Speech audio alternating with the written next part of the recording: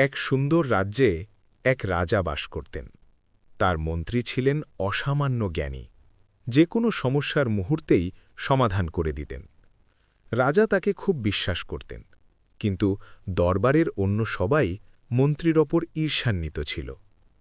একদিন রাজা মন্ত্রীকে বললেন, তুমি এত বুদ্ধিমান, অথচ তোমার ছেলেটা একদম নির্বোধ, ওর বিন্দুমাত্র কাণ্ডজ্ঞান নেই। মন্ত্রী বিস্মিত হয়ে কারণ জানতে চাইলেন। রাজা হাসতে হাসতে বললেন, প্রতিদিন সকালে আমি যখন প্রজাদের সাথে দেখা করতে যাই, ও সেখানে থাকে। আমি ওর সামনে একটি সোনার আর একটি রূপোর মুদ্রা রেখে জিজ্ঞেস করি, কোনটি বেশি দামি? ও প্রতিবার রূপোর মুদ্রাটি তুলে নেয়। সবাই ওকে দেখে হাসে।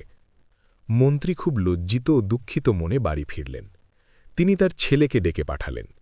ছেলেটি শান্তভাবে বাবার কাছে এল। মন্ত্রী কঠোর গলায় জিজ্ঞেস করলেন, সোনা আর রূপোর মধ্যে কোনটা বেশি দামি রে? ছেলে তড়িৎ উত্তর দিল, অবশ্যই সোনা বাবা।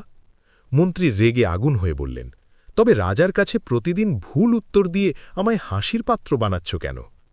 ছেলেটি তখন মুচকি হাসল। সে তার বাবাকে ইশারায় তার ঘরের কোণে নিয়ে গেল। সেখানে একটি ছোট পুরনো সিন্দুক রাখা ছিল।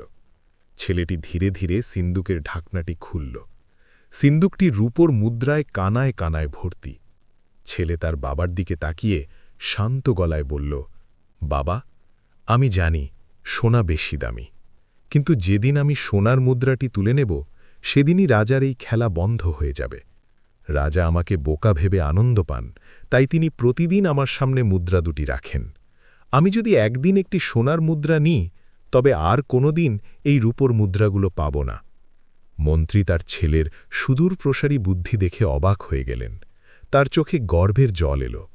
তিনি বুঝলেন, যারা আসল জ্ঞানী তারা সবসময় নিজের ঢাকঢোল পেটায় না। বাইরে নির্বোধ সেজেও অনেকে আসলে জীবনকে অনেক গভীরভাবে বোঝে।